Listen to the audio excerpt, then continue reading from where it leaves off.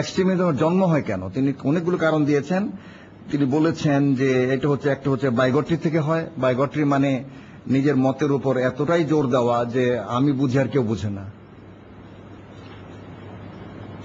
মানে আমরা বলি হঠধর্মী করা, যাকে বলি হটকারিতা করা, যাকে বলি টলারেন্স, সহ্য করতে রাজি না হওয়া।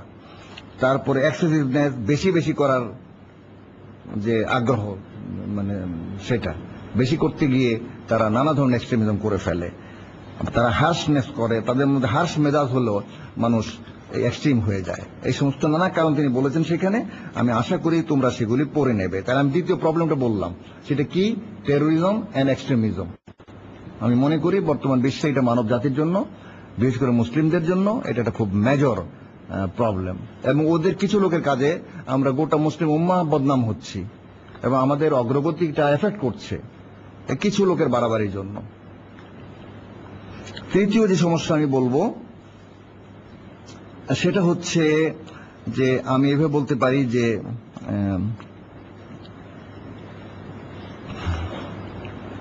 যে political, economic and cultural and intellectual challenge of the West. এটা একভাবে বলেছি আমি যে চ্যালেঞ্জ অব দি ওয়েস্ট, যদি আমি বলি চ্যালেঞ্জ অব দি ওয়েস্ট, এবং সেই চ্যালেঞ্জটা হচ্ছে political, economic and cultural and intellectual, 4 ধরনের। আরো হতে পারে, মিলিটারি লেভেল হতে পারে, নানা ধরনের হতে পারে, কিন্তু আমি এই 4টাই জোর দিচ্ছি। আমি তোমাদের সংক্ষেপে কয়টা কথা ব্যাখ্যা করতে চাচ্ছি। পলিটিক্যাল চ্যালেঞ্জটা বুঝতেই পারছো যে মুসলিম বিশ্ব উম্মাহ একেবারেই তারা চায় যে মানে আসলে স্বাধীন না থাকুক, বর্ডার ঠিক থাকবে, গভর্নমেন্টও থাকবে, বর্ডার ঠিক থাকবে, গভর্নমেন্ট থাকবে, পার্লামেন্ট থাকবে, সুপ্রিম কোর্ট থাকবে, কিন্তু আসলে তুমি আমেরিকাকে মেনে চলবে বা আমেরিকার যারা অন্যান্য বন্ধু বান্ধব আছে তাদের হুকুম মতো চলবে।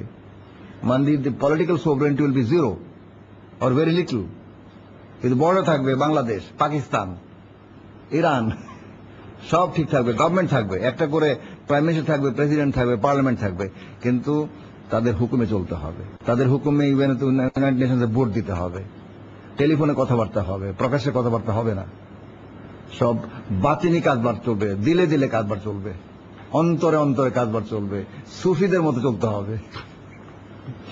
তো এই যে তারা পলিটিক্যাল চ্যালেঞ্জ, আমাদের স্বাধীনতা, সেটা তো বুঝতেই পারছো যে এটা এই প্রবলেমটা রয়েছে এবং আল্লাহ জি চান আমাদেরকে এটা মোকাবেলা করতে হবে, একদিন না একদিন করতে হবে, এটা করতে হবে।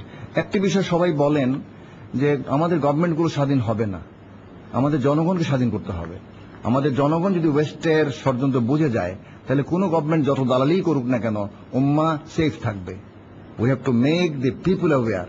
একমাত্র জনগণই কাউকে ভয় পায় না, এজ এ হোল যদি আমরা দেখি। সুতরাং মুসলিম জনগণকে জাগাতে হবে। মুসলিম জনগণ শুধু নয়, আমাদের বাংলাদেশের মুসলিম অমুসলিম জনগণ সবাইকে জাগাতে হবে। মুসলিম বিশ্বের সকল জনগণকে, খ্রিস্টান মুসলিম যারাই আছে আমরা জাগাতে হবে, এবং তৃতীয় বিশ্বের কেউ জাগাতে হবে। যদি ওয়েস্টের এইরকম ডিক্টেটরশিপ যেটা আমেরিকা দেখাচ্ছে, সে 100 বার বলে আমি ইরান হামলা করব, শরমও নাই। আমরাও তো যারা লেখাপড়া করছি আমরা বলবো নাকি যে আমি তোমার উপর হামলা করব? কিন্তু দৈনিক রামসফিল বলতেছে আমি হামলা করব, বুশ সাহেব বলতেন হামলা করব, আমাদের এক মহিলা প্রধানমন্ত্রী না কি বলে উনি, মহিলা পররাষ্ট্রমন্ত্রী রাইস সাহেবা, তিনিও হামলা করবেন। তো এই যে মানে আমরা যাব কোথায়? এইরকম একটা বর্বর, ক্রুড বর্বরতা, একেবারে স্পষ্ট বর্বরতা। যদি আমি একবার বলি যে আমি মানে ইসরায়েল হামলা করব, যেমন আহমেদিনেজাদ বলেছিল, আক্রমণও করব না, যে তাকে কি বলে বুড়িগঙ্গা না কোথায় ফেলে দেবো, ভূমধ্যসাগরে ফেলে দেব। আচ্ছা যাই হোক, সেটা বলেছিলেন তিনি, পরে ব্যাখ্যাও করেছেন যে আমি কখন আক্রমণ করব না, আমরা এটা একটা পলিটিক্যাল আমি বলেছি ল্যাঙ্গুয়েজ বা বলি নাই, যাই হোক। কিন্তু এই একবারেরটা তারা এত ধরেছে, আর তারা যে 1000 বার বলতেছে তার হিসাব নেওয়ার কেউ নাই, কেউ প্রশ্ন করতে পারবে না। দুনিয়াতে এইরকম খারাপ কিছু হইতে পারে যে আমি কি করে বলি, আমি 100 বার বলতেছি, যে একবার বলছে আমি তাকে ধরি কিভাবে? তো যাই হোক, এটা তো গেল পলিটিক্যাল যে চ্যালেঞ্জ। দ্বিতীয় চ্যালেঞ্জটা হচ্ছে তোমার ইকোনমিক চ্যালেঞ্জ। আমি তো আগেই বলে ফেলছি সেটা, আমাদের পভার্টি অ্যান্ড ব্যাকওয়ার্ডনেস থেকে বেরিয়ে আসতে হবে, আমাদের ডেভেলপমেন্ট করতে হবে এবং তোমাদের পরিশ্রম করতে হবে। এমবিএ বিবিওয়ালা সাহেব এবং সাহেবাদের বেশি করে আর খাটতে হবে, তোমরাই তো অর্থনীতির দায়িত্ব নিতে হবে এবং জাতির স্বার্থে খাটতে হবে। তৃতীয় হচ্ছে কালচারাল। এবং কালচারালি যেটা চাচ্ছে তারা একটা খুব পচনশীল কালচারকে আমাদের উপর চাপিয়ে দিতে চাচ্ছে, বা সোশ্যাল সিস্টেমকে। তারা একটা পচনশীল কালচার এবং সোশ্যাল সিস্টেমকে চাপিয়ে দিতে চাচ্ছে। সোশ্যাল সিস্টেমের মূল ভিত্তি হচ্ছে আমরা জানি যে ফ্যামিলি। তো সেখানে তো ফ্যামিলির গুরুত্বই হারিয়ে গেছে। ফ্যামিলি খুবই দুর্বল অবস্থায় আছে। আমি খুব বেশি নিন্দা করলাম না, ফ্যামিলি অবস্থা মোটামুটি ভালো না, তোমরা পড়াশোনা করলে তোমরা জানো সেটা। সেই ফ্যামিলি আমরা কি নেব তাদের কাছ থেকে? তাদের কাছে ফ্যামিলির কি নেওয়ার আছে আমাদের কাছে? যেখানে বাপ মারও খবর নাই, আবার ছেলে মেয়েরও কোথাও কোথাও খবর নাই, কোথায় কোথায় স্বামীর খবর নাই, কোথাও কোথায় স্ত্রীর খবর নাই। এইখান থেকে আমাদের নেওয়ার মতো কি আছে? আর এই যে কালচার, নোংরামিতে ভরা কালচার, মানে কি আমি বলবো আর এটা? কালচার মানে হচ্ছে তুমি যাও এই তোমার হলিডে বিচে যাও, তুমি তোমার বারে যাও, তুমি সিনেমা দেখো, তুমি ইন্টারনেটে পর্নোগ্রাফি যদি তুমি দেখে থাকো তাহলে দেখো, তাহলে বুঝবে যে ওয়েস্ট কোথায় নেমে গেছে।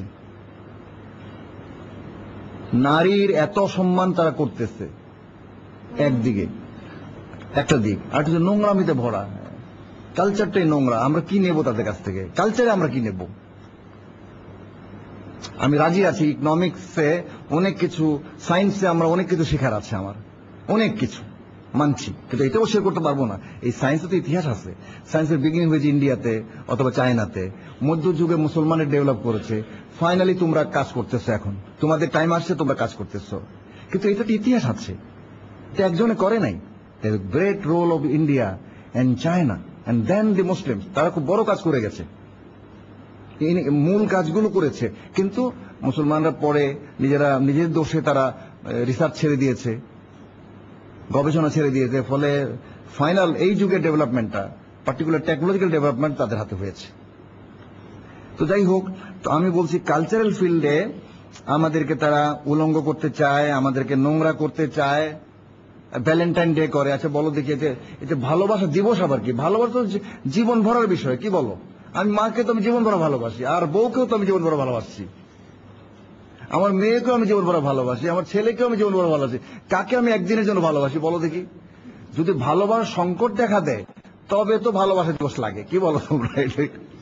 আমি তো বুঝি না যে ভালোবাসা দিবস কি। এখন তোমরা যদি এটার পক্ষে থাকো, তাই তো তোমাদের লড়াই করা দরকার এর বিরুদ্ধে কিছুটা। না, তোমরাও সব নীরব, যে কেউ লড়াই করবে না, মানে আল্লাহ লড়াই করে দিয়ে যাবেন এসে, নোংরামি চলবে, উই শ্যাল নট ফাইট। তো আমি এর কালচার শেষ করলাম। ইন্টেলেকচুয়াল ফিল্ডের যে ব্যাপারটা, সেটা হচ্ছে এই ইন্টেলেকচুয়াল চ্যালেঞ্জটা হচ্ছে জেনুইন একটা বিগ চ্যালেঞ্জ। সেই চ্যালেঞ্জটা হচ্ছে এই মূল কথা তারা বলছে যে ধর্ম বিপজ্জনক,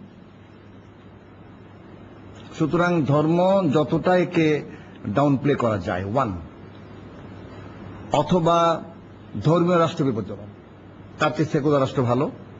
এই একটা বড় চ্যালেঞ্জ। এই ইসলামী রাষ্ট্রে বা খ্রিস্টান রাষ্ট্রে বা হিন্দু রাষ্ট্রে নারীরা বিপদগ্রস্ত হবে, এই মাইনরিটি বিপদগ্রস্ত হবে, এইসব কথা। এখন এইসব কথা যদি সত্যি সত্যি হয় তাহলে তো আসলে বিপজ্জনক। সুতরাং ইসলামের সাথে যদি বলি আমরা, যেমন আমি যদি বলি বা তোমরা যদি বলো যে ইসলামী রাষ্ট্র চাই, বা আমি হিন্দু রাষ্ট্র চাই, বা আমি কি বলি আমি ইহুদি রাষ্ট্র চাই, তাহলে আমাদেরকে দেখাতে হবে যে we are better then secular states. দেখাতে হবে যে মেয়েরা নিরাপদ, দেখাতে হবে মাইনরিটিরা নিরাপদ, দেখাতে হবে মানুষের স্বাধীনতা নিরাপদ। এবং আমি আর বেশি বক্তব্য না দিয়ে আমি এই দুই তিনটা কথা বলে শেষ করতে চাই, কারণ এটা বিরাট আলোচনার বিষয়। যে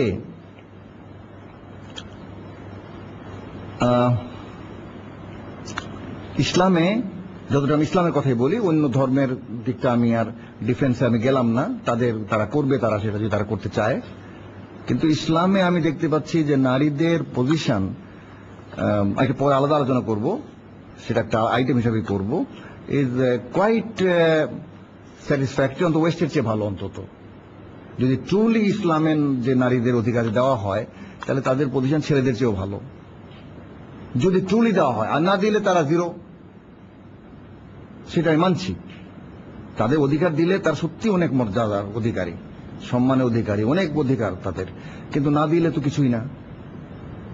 সেটা আমি পরে আলোচনা করবো, জেন্ডারে যখন আমি আলোচনা করবো তখন করবো।